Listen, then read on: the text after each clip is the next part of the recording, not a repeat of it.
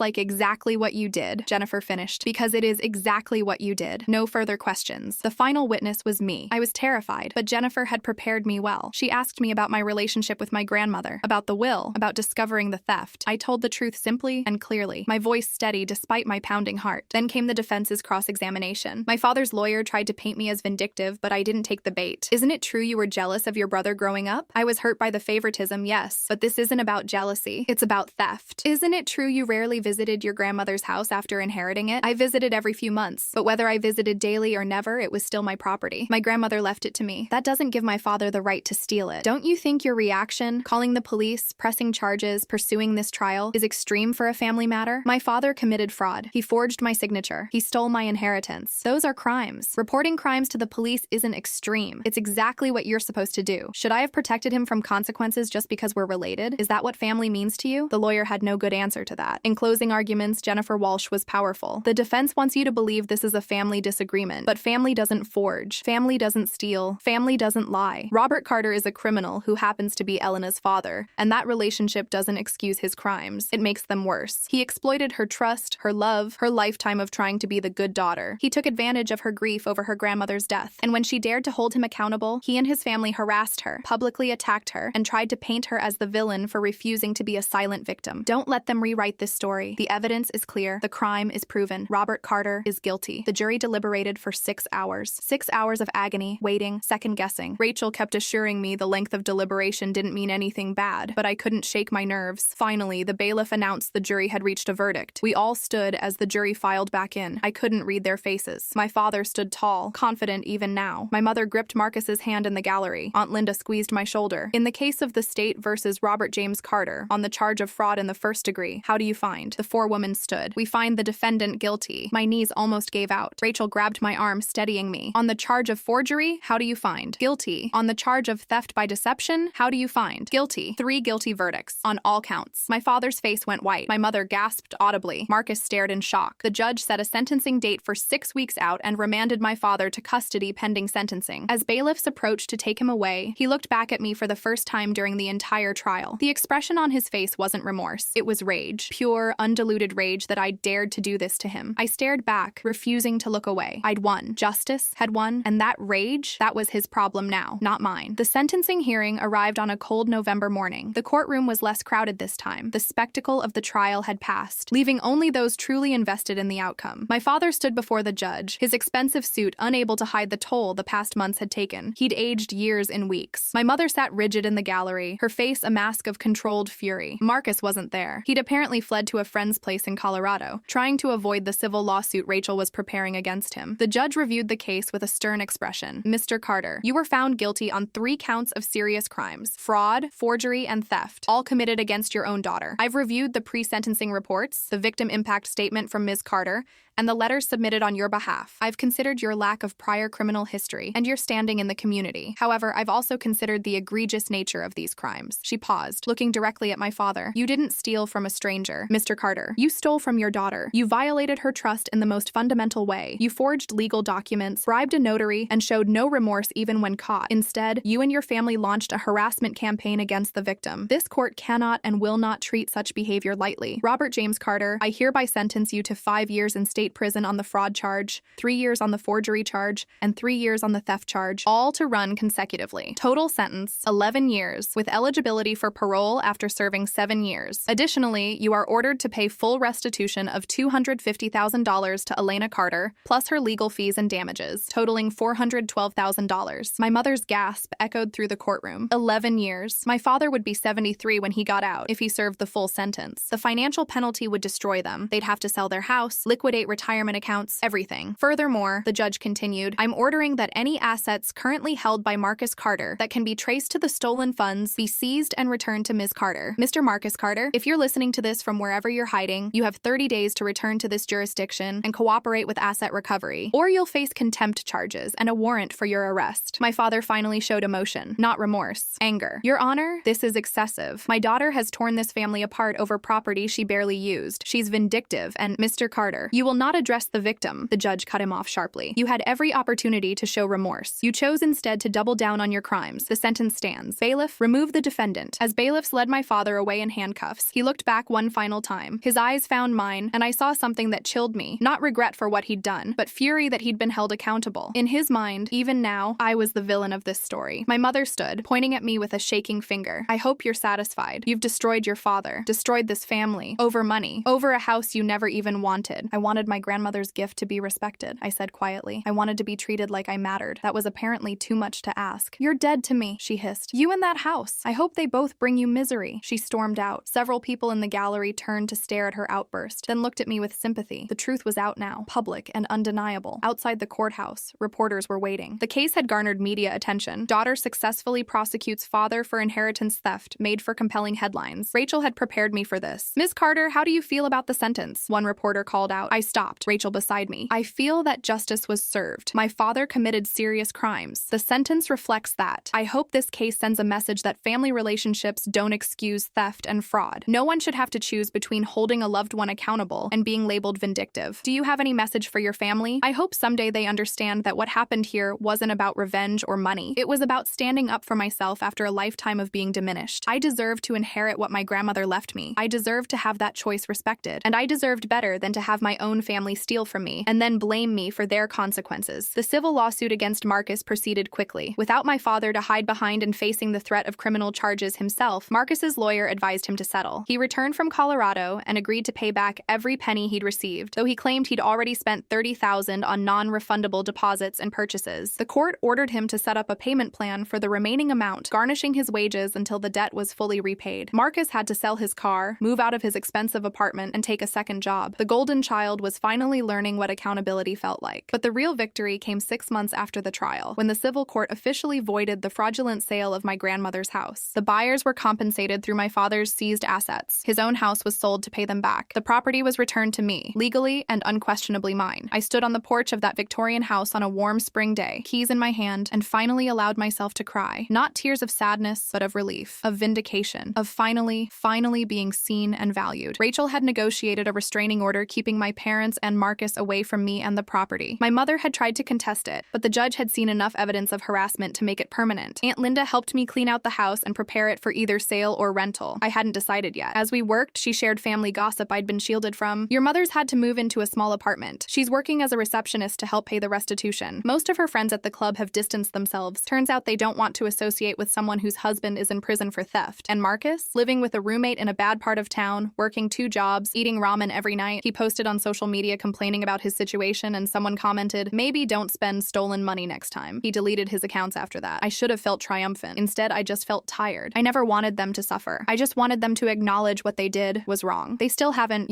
Linda said gently. Your mother tells everyone who'll listen that you overreacted, that you destroyed the family over a misunderstanding. She's playing the victim even now. Of course she is, I sighed. That's who she is. Who they all are. People who can't take responsibility for their own actions. We worked in silence for a while, sorting through my grandmother's belongings. In a closet, I found another box labeled, "For Elena, open when you're free." My hands trembled as I opened it. Inside were more letters, photos of us together, and a small velvet box. I opened it to find my grandmother's wedding ring, a simple gold band with a small diamond. A note was tucked beneath it. "Wear this and remember, you are worthy of love that doesn't require you to diminish yourself. You are enough exactly as you are. I'm so proud of you. Love always, Grandma Ruth." I slipped the ring onto my finger. It fit perfectly. That evening, I sat on the porch with a glass of wine, watching the sunset paint the sky in shades of orange and pink. My phone buzzed with a text from a number I didn't recognize. "This is Marcus. I know I'm not supposed to contact you, but I need you to know that what you did destroyed my life. I lost everything because you couldn't let a family decision go. I hope you're happy. I hope that house was worth it." I stared at the message for a long moment. The old Elena would have felt guilty, would have questioned herself, would have wondered if maybe she'd been too harsh. The new Elena knew better. I blocked the number without responding. His consequences weren't my responsibility. His inability to take accountability wasn't my problem, and his attempt to make me feel guilty for his own crimes, that said everything about who he'd always been and who I'd finally stopped enabling. I deleted the message and looked back at the sunset. The house behind me wasn't just property anymore, it was a symbol, proof that I'd stood my ground, evidence that justice, real justice, was possible even when it meant standing against family. My grandmother had been right. I'd needed this place, not just as an inheritance, but as a reason to finally fight for myself, to finally believe I deserved better than being the forgotten daughter, the overlooked sister, the convenient scapegoat. 3 weeks later, I made my decision about the house. I would keep it, renovate it, turn it into a home I'd actually live in, leave behind the apartment where I'd hidden myself away, and claim the space my grandmother had wanted me to have all along. As movers carried my belongings into the Victorian house on Maple Street, I felt something I hadn't experienced in years. Peace. Not the fragile peace of avoidance, but the solid peace of knowing I'd done the right thing, the hard thing, the thing that cost me a family I'd tried so desperately to please. But in losing them, I'd gained something infinitely more valuable, myself. And that, I realized as I stood in my grandmother's, no, my kitchen, was the real inheritance. Not the house, though it mattered. Not the money, though it helped. The real inheritance was permission to value myself, to stand up for myself, to believe I deserved justice and dignity and respect. My grandmother had given me more than property. She'd given me the courage to become the woman I was always meant to be. 2 years after the trial, I stood in that same kitchen making my grandmother's famous apple pie recipe. The house had been completely renovated, new appliances, fresh paint, updated bathrooms, but I'd kept the bones of it intact. The original hardwood floors, the vintage fixtures, the wraparound porch where my grandmother had told me stories. This was home now, truly home. My phone rang. It was Aunt Linda. "Just wanted to give you a heads up. Your father was denied parole again. Apparently, he showed no remorse during the hearing, actually told the board that you were the real criminal for destroying the family. They added another year before he can reapply." I felt nothing. Not satisfaction, not guilt, just nothing. "Thanks for letting me know. How are you doing?" "Really?" I looked around my kitchen,